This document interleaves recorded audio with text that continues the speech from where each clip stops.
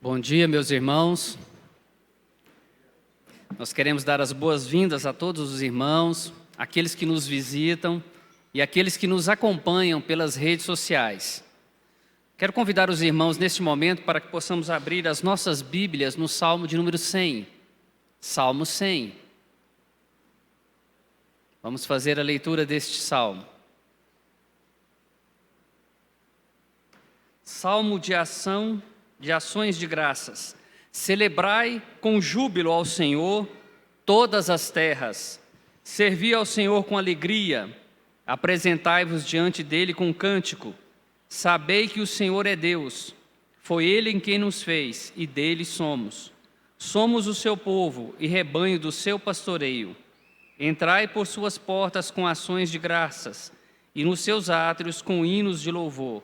Rendei-lhe graças e bendizei-lhe o nome, porque o Senhor é bom, a sua misericórdia dura para sempre, e de geração em geração a sua fidelidade. Essa é a palavra do Senhor.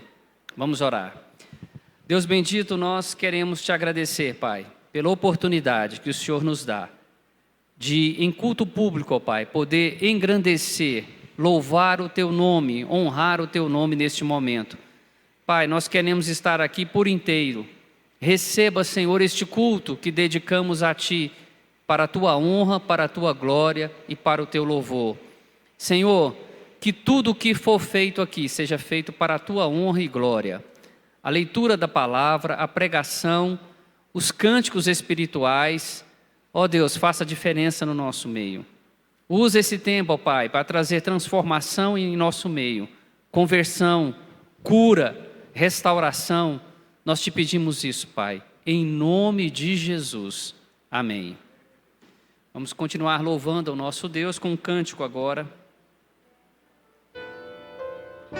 Bom dia, queridos. Vamos declarar a fidelidade do Senhor nessa manhã. Muito bom dia a você. Convido você a ficar em pé, para a gente cantar esse hino juntos.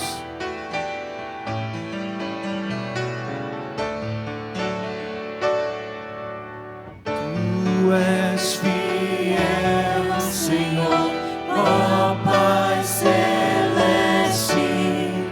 Teus filhos sabem que não falharás. Nunca mudaste, tu nunca faltaste.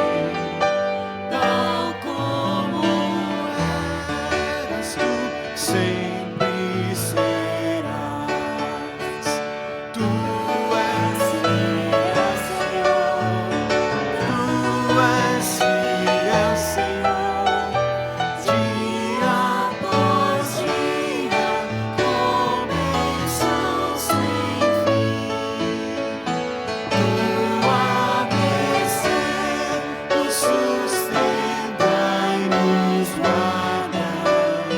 Tu és fiel, Senhor, fiel assim.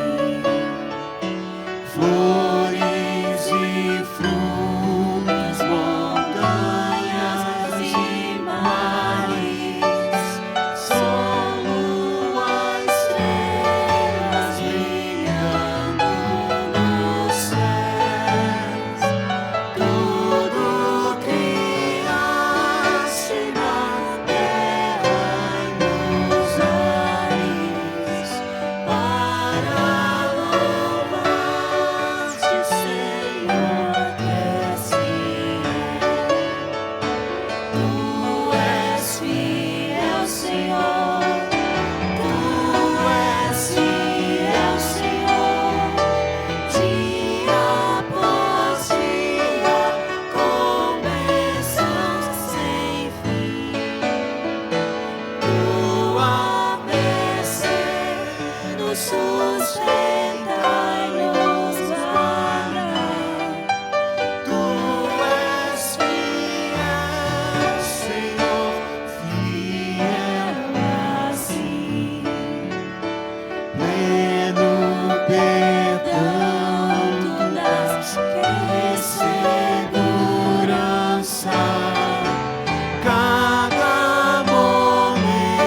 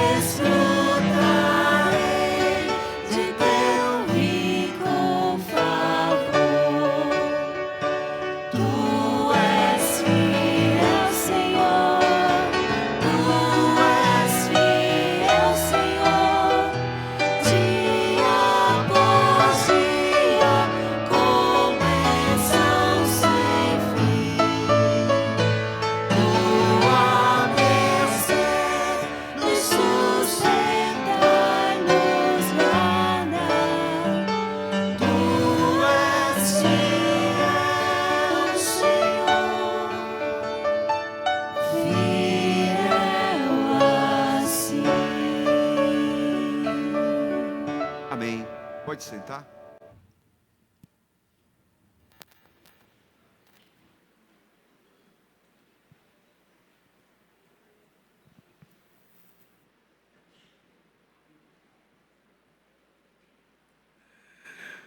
Nós queremos dar as boas-vindas a todos os irmãos, em nome do Senhor Jesus.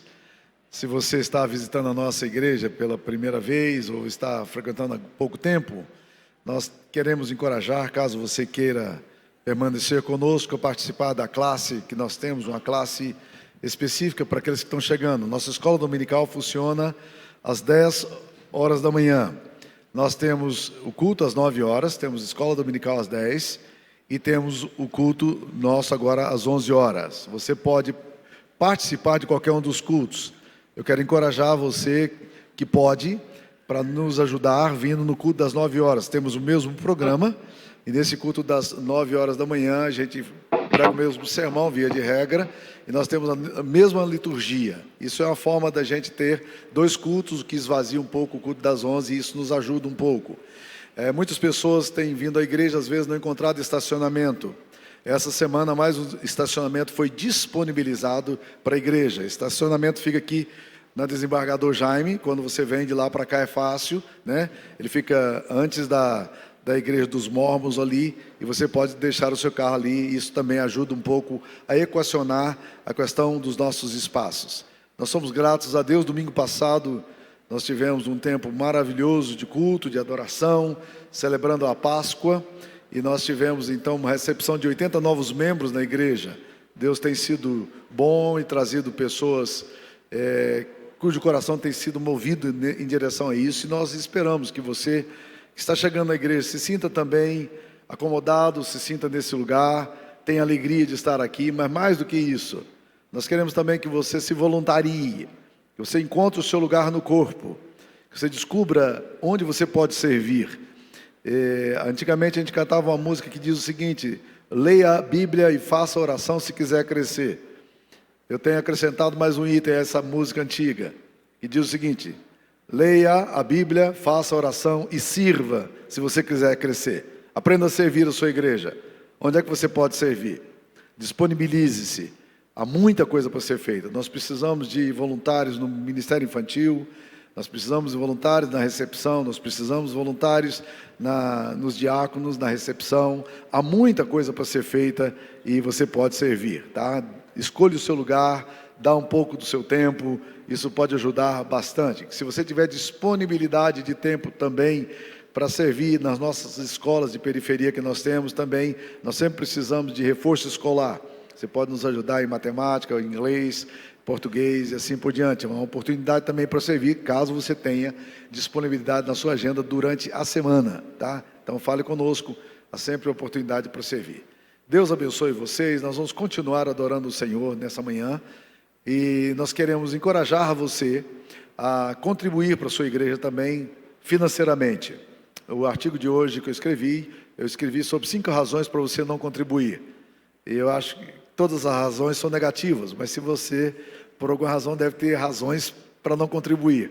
Eu queria encorajar você a aprender a contribuir de forma proporcional, regular, da forma como Deus tem abençoado você, trazendo seus dízimos e ofertas, apresentando ao Senhor. Você pode trazer agora presencialmente, colocar no gasofilácio, ou você pode também mandar pelo QR Code aí a sua oferta e seu dízimo, ou se você está em casa também pode colocar o QR Code que aparece aí na televisão e participar também nessa contribuição. Vamos adorar a Deus com nossos bens, com nossos recursos, como a palavra de Deus nos ensina.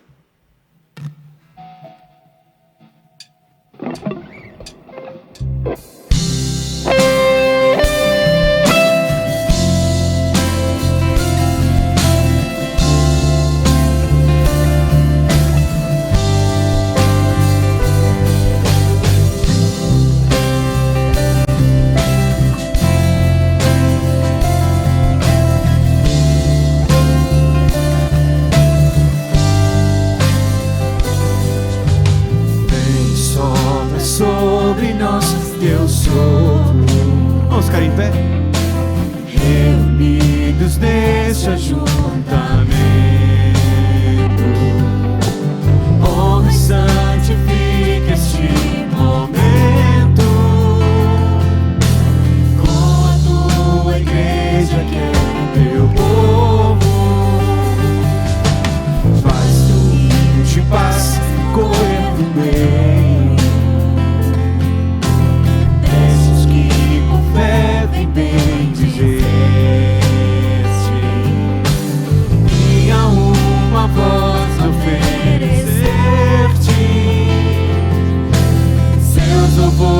súplicas e anseios. Tu és o Senhor de toda a glória, hoje e sempre como fosse outrora, no correr da história, revelando o seu amor. Deus bendito, Rei e Salvador. Deus bendito, Rei e Salvador. É o Senhor.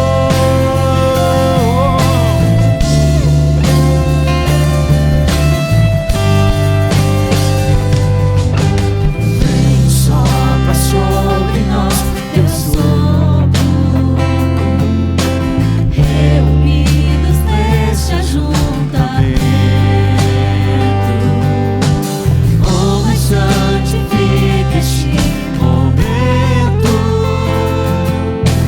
com a tua igreja. Nós somos o povo do Senhor, reunido nesse lugar. Faz teu rio de paz correr no meio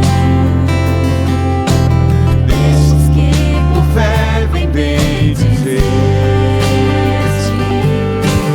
e a uma voz oferecer-te seus louvores, súplicas, anseios. Tu és o Senhor de toda a glória, hoje e sempre como fosse outrora, no correr da história, revelando o seu amor. Deus bendito, Rei e Salvador.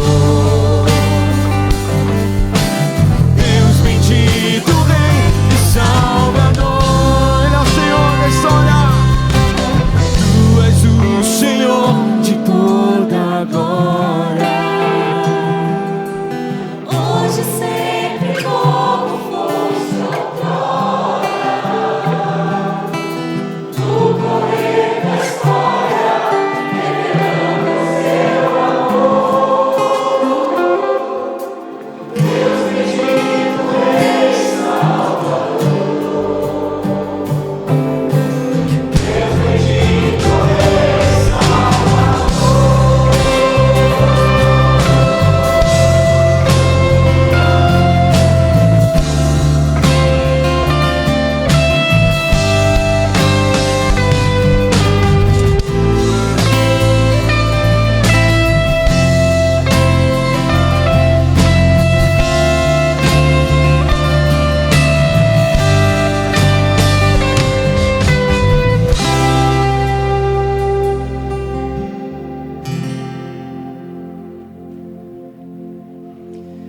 Deus bendito, nós queremos, ó Pai, agradecer ao Senhor pelo privilégio que temos de poder dizimar e ofertar.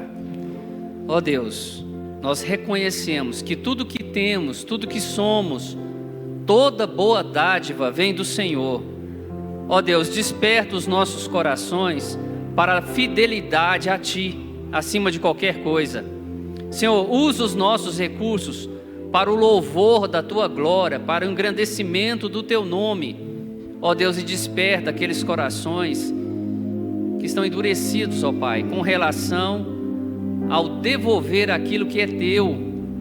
Ó Deus, é atitude de gratidão, de amor, por tudo que o Senhor fez e faz por nós, ó Pai. Coloca isso no nosso coração, em nome de Jesus. Amém.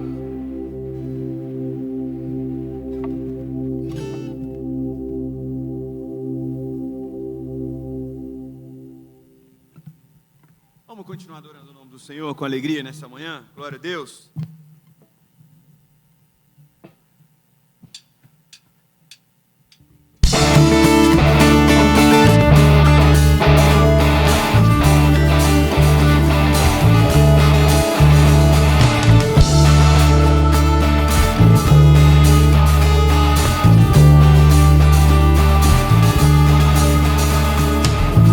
Santo, Santo,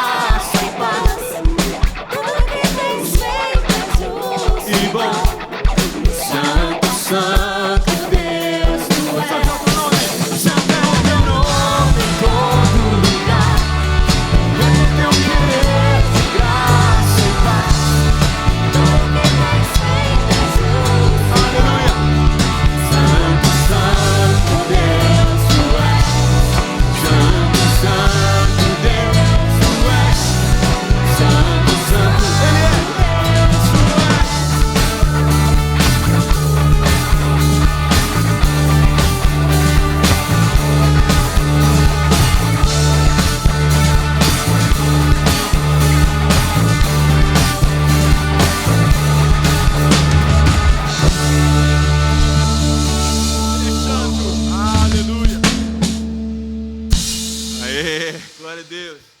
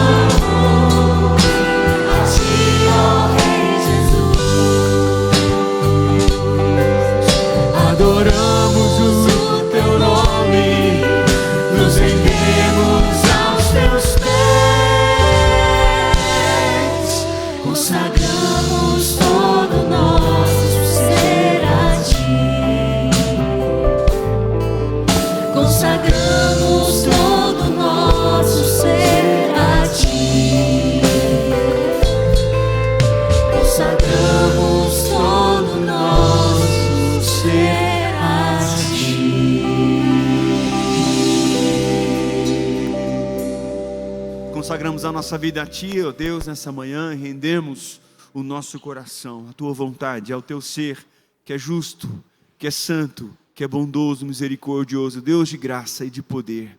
Que o Senhor opere em nós e continue operando em nós as Tuas maravilhas. Nós oramos assim, Te adoramos, em nome de Jesus. Amém. Pode...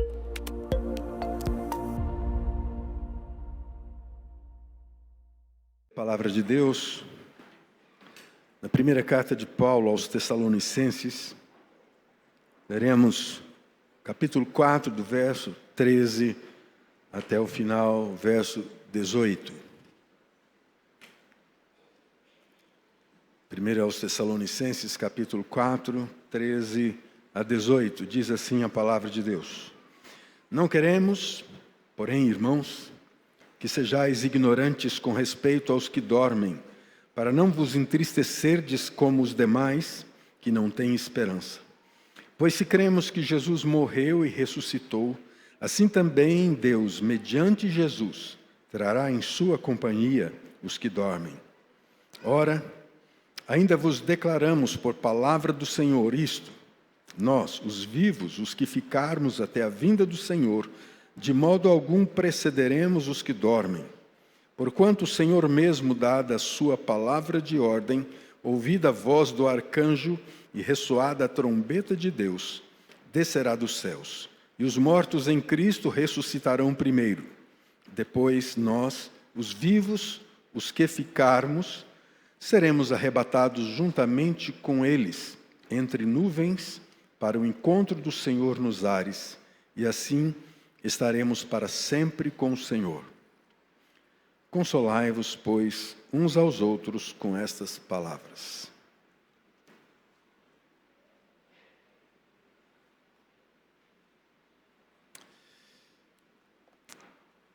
Há um filme interessante chamado A Vila. É um filme assustador. Ele é um filme que foi dirigido por um diretor indiano. E ele fala de uma comunidade que tem um medo imenso de viver em sociedade. E resolve, então, criar um grupo e vai para um lugar remoto. E nesse lugar remoto eles constroem algumas lendas e mitos para que os filhos não saiam daquele território supostamente de segurança. E eles então falam de um ser mítico que anda pela floresta, e eles nunca dão nome a esse ser. Eles só dizem aquele de quem não se deve falar. Aquele de quem não se deve falar. E a geração toda cresce com medo de sair, né? Mas na verdade era uma estratégia deles para que os filhos não saíssem e conhecessem o mundo que estava do lado de fora. É um filme bem assustador, mas é um filme interessante. No final a gente vai perceber que, na verdade, eles foram para lá achando que eles iam criar uma comunidade do bem, mas o mal foi com eles também. Eles também eram pecadores e falhos. Quando eu ouvi esse tema, eu falei, rapaz, existe um tema que normalmente a gente não gosta de falar na igreja. E esse tema é a morte. É um tema do qual não se pode falar. É um tema meio mito para a gente, meio complicado. A gente não gosta de pensar na realidade da morte, apesar da morte ser tão democrática e apesar da morte ser a única certeza que você tem na vida, né? Na verdade, a última coisa que eu quero fazer na minha vida é morrer, né? Eu acredito que também essa seja a mesma realidade de vocês. Mas é interessante que nesse texto aqui o apóstolo Paulo, inspirado pelo Espírito Santo, vai falar de 3 coisas da forma como nós devemos lidar com a morte. Primeiro, ele deixa muito claro de que nós não devemos ser ignorantes. A ignorância em relação à morte é um problema muito sério. Há muitas pessoas que ignoram o que vai acontecer depois da morte. Apesar da morte ser algo tão real e tão presente, as pessoas ignoram o que vai acontecer depois da morte. E aí as especulações religiosas, filosóficas brotam de ideias que surgem daqui e de acolá, mas nós precisamos pensar na nossa vida em perspectivas de valores eternos. Nossa vida aqui é transitória, nós estamos de passagem e nós precisamos entender isso. Segunda coisa que esse texto bíblico vai nos exortar é não apenas a não ser ignorante, mas também não chorar como os que não têm esperança. Curiosamente, o texto bíblico aqui não diz que nós não devamos entristecer quando nós perdemos pessoas que nós amamos. A negação da dor, a ausência do luto pode fazer mal, profundo mal. Nós temos que aprender a lidar com o luto, aprendendo a respeitar o luto, a dor que nós enfrentamos, a perda de pessoas que nós amamos. Então, luto tem que fazer parte, faz parte da nossa vida. A Bíblia diz que Jesus, foi a única vez que a Bíblia registra Jesus chorando, e é exatamente na morte de um amigo dele, amigo pessoal, quando Lázaro morreu. Então, a morte, nós precisamos entender a questão do sofrimento, mas, olha o que o texto diz, para não nos entristecermos como os demais, que não têm esperança. Há um exemplo que eu citei hoje no culto da manhã, muito interessante, que me veio à mente, de um membro da nossa igreja, dona Almerinda, que quando perdeu a sua irmã, a Beta, muito querida de alguns de vocês aqui, mãe da Cláudia, né? E foi assim, um negócio muito dolorido. O pai da Beta tinha 93 anos, era um crente muito fiel, debilitado fisicamente. Ele estava muito fragilizado quando ela morreu, mas ele quase não conseguia levantar mais da cama. Mas na hora que ele recebeu a notícia da morte da sua filha querida, ele caiu de joelhos, ele se levantou e agradeceu a Deus a bênção que essa mulher tinha sido, essa filha tinha sido para a vida dele e para tantas pessoas. É assim que nós nos aproximamos da morte. É dessa forma que nós nos aproximamos da morte. Mas o texto diz, não apenas não devemos ignorar, ou seja, não podemos ser ignorantes, não podemos entristecer com os demais, mas a Bíblia diz que nós temos que nos consolar uns aos outros com essas palavras. Está aí no último versículo que o pastor Zé Carlos leu aqui para nós. Consolai-os, pois, uns aos outros com essas palavras. Essas palavras têm que ser de consolação para nós. Então nós precisamos, meus queridos irmãos, entender o que vai acontecer conosco depois da morte. E é muito importante, ao invés da gente ficar especulando ou tentando ler filósofos para tentar entender o que é que vai acontecer depois da morte, a gente precisa conversar com alguém que sabe sobre isso. E essa pessoa que dialoga conosco sobre a morte é Jesus. E o Espírito Santo vai dar instruções para que a gente possa entender. Então nós temos a verdade revelada de Deus. Nós não precisamos ficar especulando sobre a morte. A morte, a Bíblia deixa claro o que vai acontecer depois da morte. E a Bíblia vai destruir alguns conceitos que são muito comuns na nossa sociedade. O primeiro deles é o conceito do aniquilacionismo. Há pessoas que creem que depois da morte tudo acaba. A vida encerra num túmulo. E eu diria para vocês, meus queridos irmãos, que se a nossa vida encerrasse no túmulo, seria a coisa mais ridícula que tem. Porque a vida é muito paradoxal. A vida é cheia de controvérsias e de dores. Se a morte termina num túmulo, a vida, na verdade, é muito ridícula. Ela é um xiste, é uma palhaçada. Mas a Bíblia não ensina isso. A Bíblia também não ensina reencarnação. Há muitas pessoas que creem que nós, depois da morte, vamos reencarnar, passar por múltiplas experiências de vida. Vamos nascer em outras formas, em alguns animais, ou vamos florescer na vida de outra pessoa, dependendo do conceito aí. As religiões orientais e o espiritismo defendem muito essas ideias, é muito parecido o conceito que eles têm, mas a Bíblia sequer menciona a reencarnação. E a reencarnação, ela se opõe a uma doutrina básica das Escrituras, que é a ressurreição. Se depois da morte você ressuscita, não pode haver reencarnação. E se há reencarnação, não pode haver reencarnação. Então, são excludentes. Então, não tem como você, biblicamente, olhar e dizer, esse é um princípio correto. Um outro princípio errôneo é o princípio do purgatório, que as pessoas, depois que morrem, elas vão para um lugar para elas purificarem os seus pecados. Isso é errado porque, primeiro, quem faz a purificação dos nossos pecados não somos nós. Nem outra pessoa faz purificação por nós. Quem faz a purificação pelos nossos pecados é o sangue do Cordeiro. É Jesus, o Filho de Deus, que tira o pecado do mundo. Se é Jesus quem nos restaura, nos redime, nos resgata do nosso pecado e da nossa condenação, nenhum esforço humano vai ser capaz de fazer isso, nem depois que morre. Então, o purgatório também não aparece na Bíblia, ele contradiz um princípio central das Escrituras Sagradas. Então, nós precisamos olhar para as Escrituras Sagradas e perceber o que a Palavra de Deus nos diz. A Palavra de Deus nos diz que nós, depois que morremos, nós, na verdade, vamos estar com o Senhor Jesus. Então, o texto começa exatamente dizendo isso aqui. Não queremos, porém, irmãos, que sejais ignorantes com respeito aos que dormem, para que não vos entristeçais como os demais que não têm esperança. Se você não tem uma esperança, isso vai trazer muita tristeza, porque a ausência de esperança, o oposto de esperança é o desespero. O desespero é comum em gente que não tem esperança, mas se você tem esperança, o desespero não pode tomar conta do nosso coração. Nesse texto bíblico aqui, as Escrituras Sagradas vão nos ensinar que a nossa esperança tem que estar fundamentada em 4 pilares. Eu queria dar uma passadinha rápida em 4 pilares que, na verdade, são compêndios que você poderia estudar num seminário o semestre inteiro só sobre um desses assuntos. Então eu vou tentar sintetizar aqui cada um deles aqui em torno de 5 minutos para a gente poder entender o que a Palavra de Deus está dizendo e quais são os pilares em que você pode sustentar a sua vida, tá? O primeiro pilar que é colocado aqui é a segunda vinda de Cristo. Jesus Cristo disse que vai voltar. E é isso que o apóstolo Paulo tenta dizer. Irmãos, nós não queremos que vocês sejam ignorantes, porque se nós queremos que Jesus morreu e ressuscitou, assim também Deus, mediante Jesus, trará em sua companhia os que dormem. Um dia Jesus Cristo vai voltar.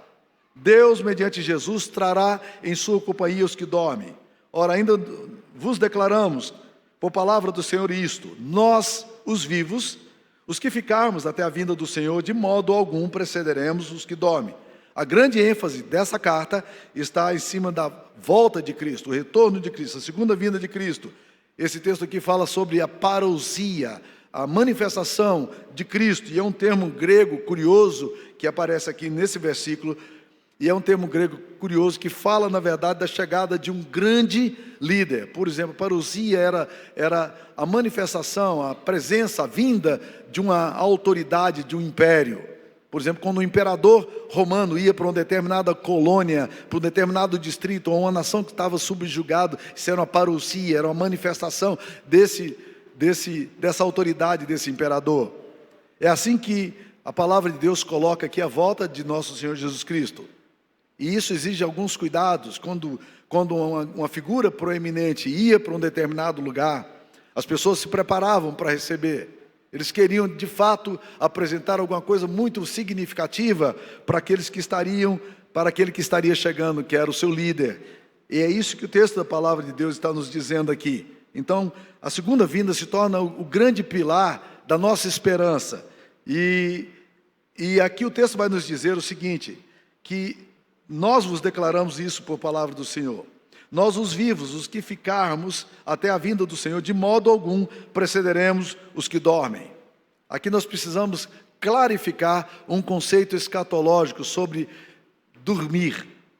Quando a Bíblia diz, nós não precederemos os que dormem, os que já morreram, na verdade a Bíblia está usando um eufemismo, é uma forma de linguagem para amenizar a tonalidade, a ênfase pesada. Paulo está dizendo aqui que de forma alguma nós precederemos os que dormem. Agora, preciso de uma clarificação aqui, porque há muitas pessoas que acreditam que depois que nós morremos, a nossa alma ou o nosso espírito estará dormindo. Não é isso que a Bíblia Sagrada está falando. A Bíblia é bem clara, em Eclesiastes capítulo 12, 7, em dizer que o espírito volte a Deus que o Deus deu, né?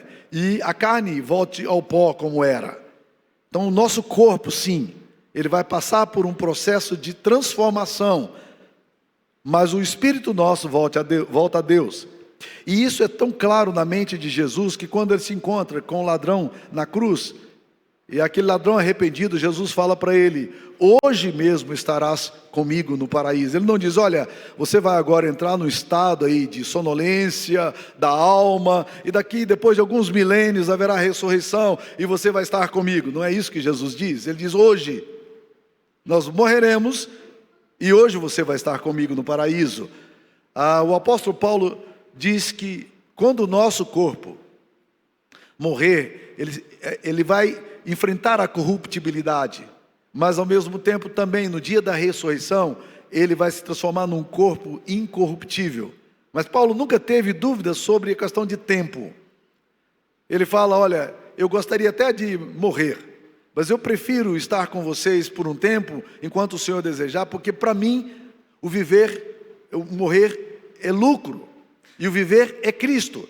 Então, se eu morrer agora, ele diz, estar com Cristo é incomparavelmente melhor. A Bíblia Sagrada nos fala constantemente dessa coisa de morrer e estar com Jesus. Nós não morremos e entramos no estado de sonolência. Nossa morte determina a transição de um estado para outro. O espírito volte a Deus. É isso que a palavra de Deus diz. Não existe sono da morte nesse sentido. Quando a Bíblia fala daqueles que dormem, ele está se referindo à morte. Nós estamos dormindo, nosso corpo está dormindo, aguardando a ressurreição dos mortos. E é isso que a palavra de Deus está dizendo aqui. Sono pressupõe descanso, mas sono pressupõe também um despertar. E a figura não poderia ser mais adequada para a gente poder entender o que vai acontecer com os nossos corpos. É disso que a Bíblia está falando. A ideia do sono da morte nos leva a ao fato de que um dia nós acordaremos. Então, o primeiro pilar que ele está colocando aqui é o pilar da volta de Cristo. Quando Cristo voltar, os nossos corpos ressuscitarão. Mas o texto aqui ainda vai dizer alguma coisa interessante sobre a volta de Cristo. Diz que os mortos em Cristo voltarão primeiro, ressuscitarão primeiro. Então os mortos, os que já morreram, nossos queridos que já foram para a glória, eles levam vantagem sobre nós se Cristo voltar agora, porque eles vão ressuscitar primeiro. Mas essa ressurreição primeiro não é uma ressurreição que vai passar por um longo processo até que a outra ressurreição aconteça. Não, ato instantâneo. Ressuscita os mortos e nós subiremos para estar com Cristo imediatamente. É isso que o texto da palavra de Deus está falando. Por quê? Porque há algumas pessoas que acreditam que que a ressurreição será por etapas.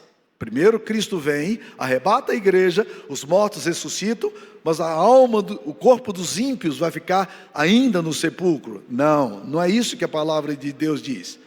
Alguns ressuscitarão para a glória e outros ressuscitarão para juízo. É isso que a palavra de Deus está nos dizendo.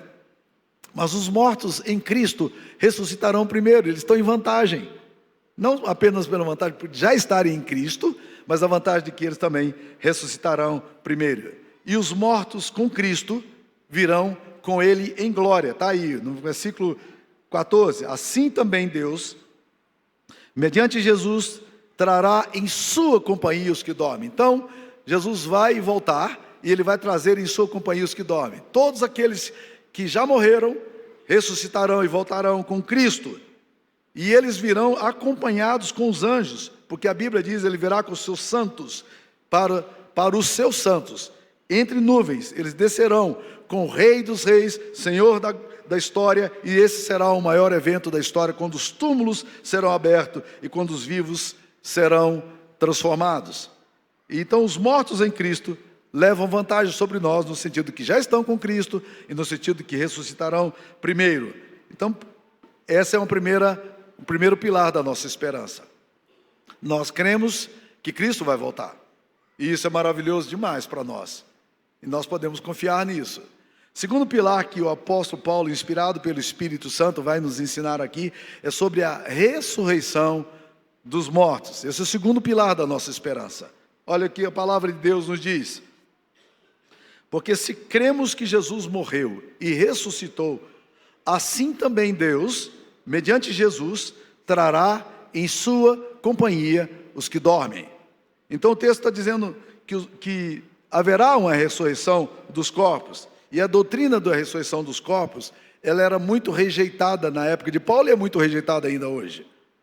Os gregos acreditavam que ressurgir dos mortos num corpo glorificado era uma tolice, porque corpo na visão platônica sempre foi uma ideia de uma prisão, de uma masmorra. Então a aspiração filosófica era de que o corpo, quando a pessoa morria, ela era liberta desse corpo maldito. Essa não é a visão cristã. Tanto não é que na visão cristã o seu corpo vai ressuscitar glorificado. A Bíblia não tem problema com corporeidade. Não é o corpo seu que é o problema. O problema são os seus impulsos. O problema é o seu coração. O problema é a sua vontade danificada, destruída pelo pecado. O problema é a sua mente, não o corpo. E nós muitas vezes damos um peso muito grande ao corpo, como se o corpo fosse o problema. Na teologia cristã, isso não é verdadeiro. Tanto é que os nossos corpos serão glorificados. A grande esperança dos filósofos nos dias de Paulo era morrer para estar livre do corpo.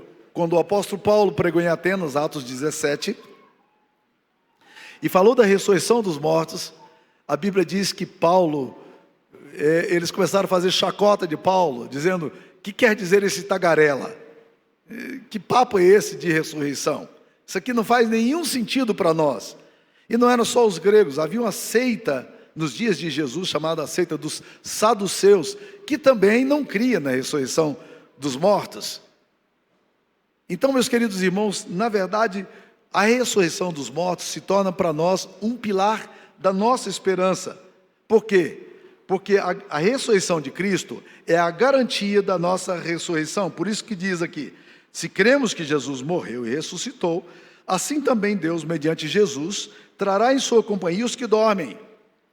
Então Jesus Cristo, se Jesus morreu, nós podemos crer. E o apóstolo Paulo fala em Coríntios que na verdade a ressurreição de Cristo, ela aponta, ela é a primícia, é o primeiro corpo que foi ressuscitado, sinalizando para nós também a nossa ressurreição. Se cremos que Cristo ressuscitou dos mortos, então é lógico, cremos que também ressuscitaremos. Esse é o argumento bíblico. É muito difícil você crer na ressurreição de Cristo e não crer na ressurreição sua, ou das pessoas que você ama. Então nós cremos na ressurreição de Cristo. A ressurreição dos corpos se dará, como dissemos, na segunda vinda de Cristo. E aqui o texto vai pormenorizar como será. 1 Tessalonicenses 4,16 diz aí: porquanto o Senhor mesmo, dada a sua palavra de ordem, ouvida a voz do arcanjo, ressoada a trombeta de Deus, descerá dos céus, e os mortos em Cristo ressuscitarão primeiro. Há várias coisas aqui nesse texto que a gente precisa olhar. Primeiro, o texto diz: o Senhor mesmo, dada a sua palavra de ordem. É Jesus quem vai dar a palavra de ordem para a ressurreição. Assim como ele deu a palavra de ordem para Lázaro, quando ele chegou ali em Betânia, e diz: Lázaro, vem para fora. É a palavra de ordem de Jesus que inicia esse processo da ressurreição. Palavra de ordem é um termo militar. O apóstolo Paulo usa um termo aqui de uma voz de comando, de um general que dá ordem à sua tropa e as coisas acontecem. Jesus vai dar a ordem, dada a palavra, ele mesmo, dada a palavra de ordem, aí o arcanjo vai reverberar o que Cristo faz. O termo arcanjo, se você estuda um pouquinho da questão dos anjos nas escrituras sagradas, você vai perceber que os anjos não são seres como nós. Nós fomos criados em espécie e multiplicamos. Os seres angelicais são criados em série. Eles foram criados em série. Então nós temos a hierarquia angelical. Nós temos arcanjos, nós temos os querubins, nós temos os serafins, temos os anjos. Tudo isso é descrito nas escrituras sagradas. Ao contrário do que nós cremos, na Bíblia, anjos não têm asa. Quem tem asa é serafim. Tanto é que os anjos muitas vezes se manifestam na Bíblia e as pessoas não sabem se aquilo ali é um ser humano ou se é um ser divino, celeste. Os anjos são então seres especiais. O termo arcanjo, que aparece aqui, ele só vai aparecer mais uma vez lá em Judas, no versículo 9, porque Judas na verdade não tem nem capítulo, é um livro muito pequenininho que fica antes do livro de Apocalipse. Em Judas 9 aparece ali o arcanjo Miguel contendendo com Satanás, num texto extremamente enigmático e complexo, contendendo com Satanás sobre o corpo de Moisés. Lembre-se, o corpo de Moisés não foi achado. E esse texto aqui então narra um evento que não foi registrado no Antigo Testamento, de que o arcanjo Miguel contendia então com Satanás sobre o corpo de Moisés. Nós não sabemos que espécie de contenda e por que o diabo estava brigando com o arcanjo Miguel sobre o corpo de Moisés. Mas é isso que a palavra de Deus nos diz. Esse mesmo arcanjo Miguel aparece lá no livro de Daniel, e lá no livro de Daniel ele não aparece com o termo arcanjo, apenas diz que Miguel, um dos principais, foi dada a ordem dele para trazer a mensagem a Daniel. E esse mesmo arcanjo vai aparecer também no livro de Apocalipse. Então Jesus vai dar a sua palavra de ordem, e o arcanjo vai ressoar, vai fazer reverberar esta palavra de ordem dada por Jesus, dessa palavra de comando. E diz a Bíblia que a ressoada trombeta de Deus descerá dos céus e os mortos em Cristo ressuscitarão primeiro. A trombeta tinha dois objetivos. Primeiro, ela era um instrumento que as pessoas levavam para a guerra. Ela servia para anunciar o perigo, ela servia para acordar as pessoas, os soldados que estavam cansados e precisavam se levantar, mas ela era usada muitas vezes no mundo antigo, para anúncio de alguém importante que está chegando. Portanto, os imperadores, e você vê muito isso em filmes clássicos, quando os imperadores, quando os monarcas estão chegando numa determinada república ou num determinado lugar e as trombetas são ressoadas anunciando alguém importante está chegando. É isso que nós vamos ouvir. A trombeta com um alarido muito forte com a vinda de nosso Senhor Jesus Cristo. Mas o texto ainda vai dizer mais uma coisa importante. O texto vai nos dizer que com o ressoar da trombeta, isso tudo vai se dar. Então o segundo pilar, o primeiro pilar da nossa esperança é a segunda vinda de Cristo. O segundo pilar é a ressurreição dos mortos. O terceiro pilar que nós vamos ver aqui nesse texto é arrebatamento. Aparece aí no versículo 17. Depois nós, os vivos, os que ficarmos, seremos arrebatados juntamente com eles entre nuvens para o encontro do Senhor nos ares, e assim estaremos para sempre com o Senhor. Aqui é muito importante, meus queridos irmãos, a gente clarificar então o que vai acontecer. Porque existe uma corrente com a qual nós não concordamos, que é chamado dispensacionalistas. E eles pregam um arrebatamento invisível e secreto da igreja. Eles dizem que quando Cristo voltar, o arrebatamento, a igreja será levada, e a igreja será levada secretamente. Você não vai encontrar base teológica sólida, bíblica, para essa afirmação, de forma nenhuma. O que vai acontecer é aquilo que Thomas Alva Edison, o grande cientista cristão, que patenteou cerca de 2.500 e tantas invenções, e que inventou também a lâmpada incandescente. Ele era cristão. Um dia eles estavam no laboratório discutindo sobre a volta de Cristo. E as pessoas incrédulas estavam perguntando, os cientistas, os colegas dele, perguntando, como é que vai ser esse negócio? Ele teve uma saída muito simples. Ele colocou em cima de uma mesa pedaços de madeira, pedaços de borracha, pedaços de outras coisas que não tinham poder magnético, e colocou ferro, alguns pregos ali, umas tachinhas, e disse, a vinda de Jesus será assim. E quando ele passou, tudo que era magnetizado, foram atraídos àquele grande ímã que ele passou por cima. Madeira e borracha não são magnetizados. Ele diz, assim será a vinda de Cristo. Aqueles que estão magnetizados com Cristo, automaticamente subirão com Ele. É assim mesmo que a palavra de Deus nos diz. Só que a palavra de Deus não fala sobre intervalos. Na visão dispensacionalista, Jesus volta, arrebata a igreja invisivelmente, e quando ele arrebata a igreja invisivelmente, a sociedade toda fica em pânico, não sabe o que aconteceu, alguns desapareceram do nada, e aí, então, depois de 7 anos, essa igreja vai voltar para julgar, e aí estabelece-se os 1000 anos, e aí a vinda de Cristo será visível. Não é isso que a palavra de Deus nos ensina. Não foi isso que Jesus Cristo ensinou. Quando Jesus está sendo levado para o céu, em Atos capítulo 1, versículo 11, as pessoas estão vendo Jesus sendo elevado nas alturas. E 2 anjos vêm e anunciam, dizendo, varões galileus, por que vocês estão olhando para o alto? Esse Jesus, que dentre vós foi levantado para os céus, voltará da forma como viste subir. Será visível, todo olho o verá. Será um dia de muita alegria, e será um dia também de muito pesar, para aqueles que não creem. O arrebatamento da igreja, na verdade, é um grande pilar da nossa segurança. Nós, na verdade, seremos arrebatados juntamente com os mortos ressuscitados entre nuvens para o encontro do Senhor nos ares, e estaremos para sempre com o Senhor.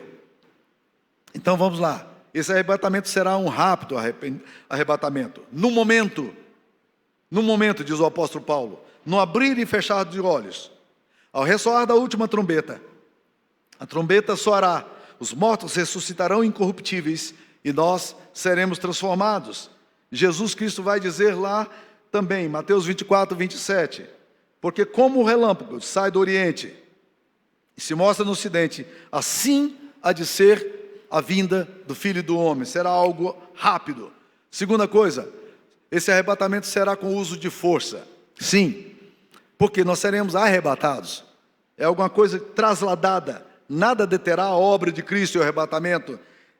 Seremos arrebatados com forças magnéticas, como nós falamos. E o Senhor vem nos ares para buscar a sua igreja, e nós seremos tirados com força espiritual, com o poder de Jesus Cristo, e subiremos para estar com Ele nas nuvens. E nós seremos arrebatados, o texto aqui diz mais, seremos arrebatados para um novo lugar.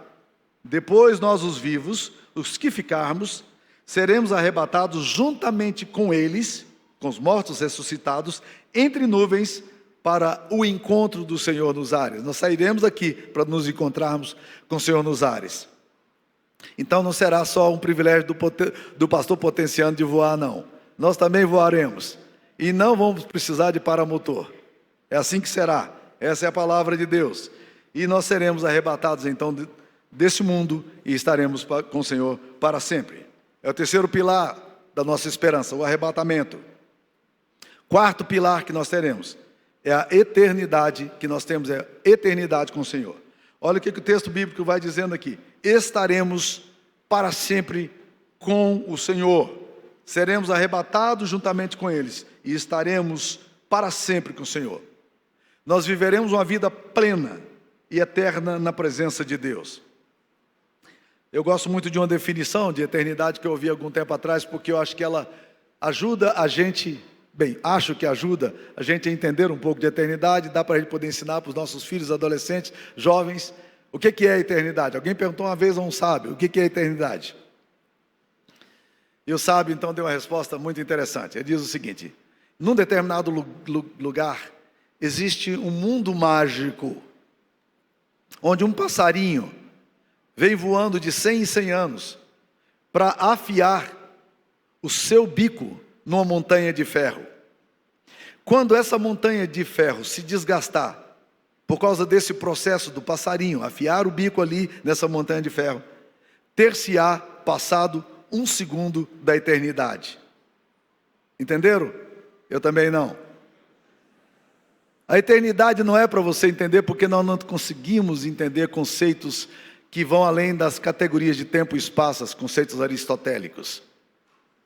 Nós não conseguimos entender o que é infinito, e não conseguimos entender o que é eterno. Tempo e espaço não são coisas que cabem na nossa categoria. Mas a eternidade com Jesus significa exatamente isso. Eternidade é mais do que uma duração infinita de tempo.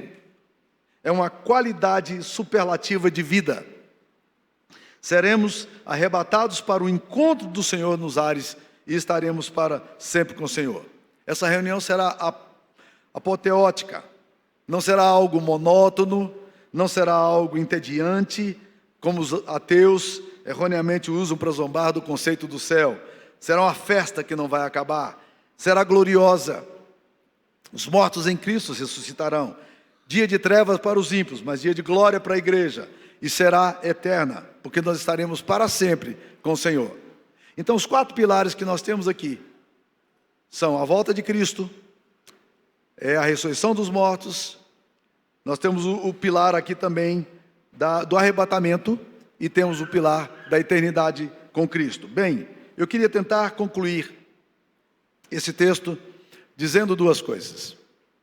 2 coisas precisam ficar muito claras no nosso coração. A primeira coisa é que, enquanto não acontece a volta de Cristo, nós ainda temos tempo para arrependimento. Hoje é o tempo aceitável diante do Senhor. A segunda vinda de Cristo será o fim do tempo de oportunidades para a conversão.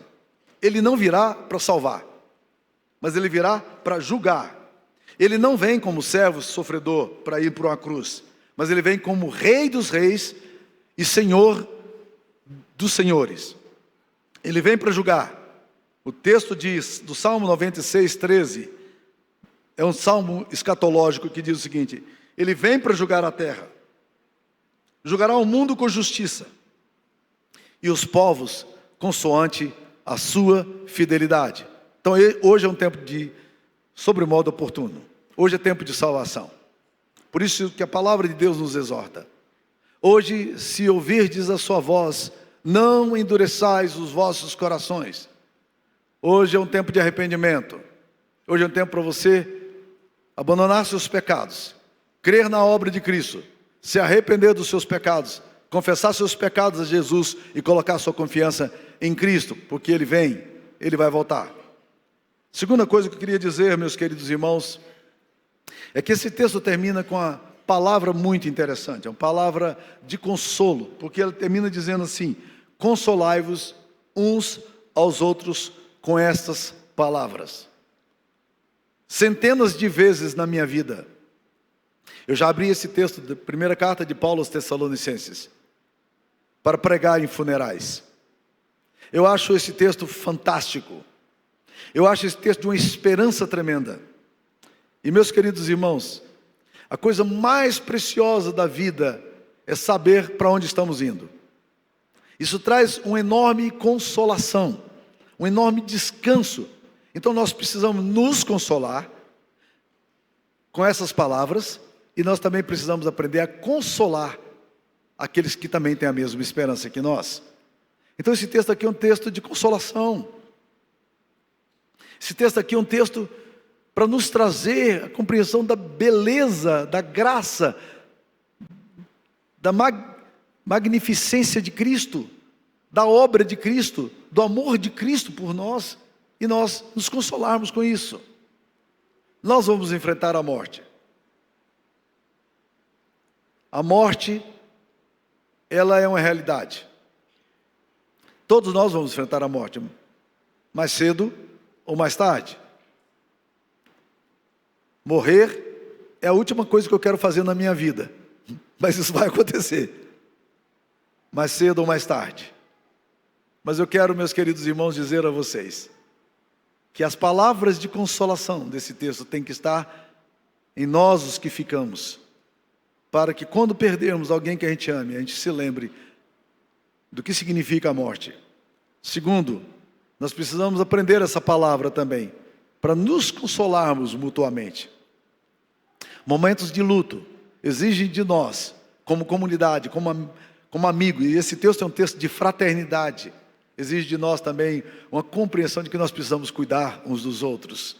Nós vamos sofrer com a perda daqueles que amamos, mas nós vamos nos consolar com as palavras desse texto, colocando a nossa vida nesses 4 pilares fantásticos. Portanto, esse texto aqui está dizendo, meus queridos irmãos, não ignorem. É uma proibição aqui, não ignorem. Segundo, não entristeça como os demais que não têm esperança. Terceiro, consolai-vos uns aos outros com essas palavras. Essa é a palavra de Deus ao nosso coração nesta manhã. Vamos orar. Pastor Zé Carlos, ora para nós, por favor.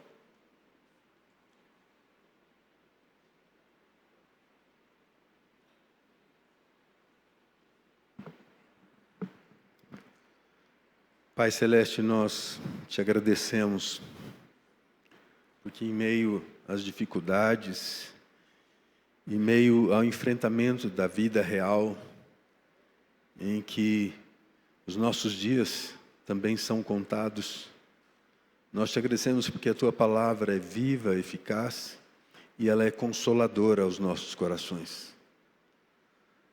Especialmente porque a graça do Senhor revelada sobre nós nos traz vida, nos traz esperança. Obrigado por essa palavra de consolo, da qual a palavra do Senhor nos exorta também a consolarmos uns aos outros, trazendo sobre nós a responsabilidade do anúncio da verdade da redenção de Jesus.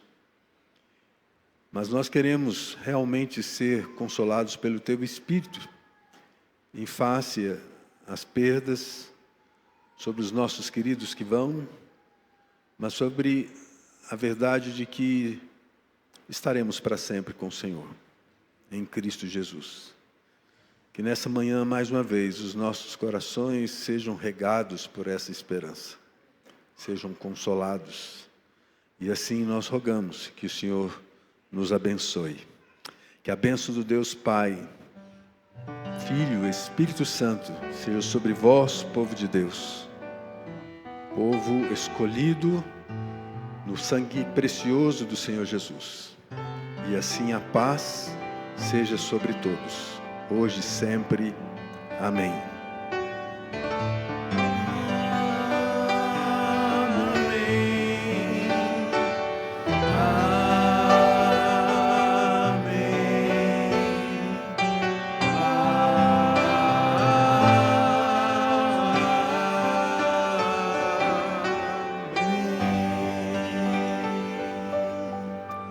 Fiquem na paz do Senhor, tenham uma boa semana. Teremos culto às 18h30 com ceia.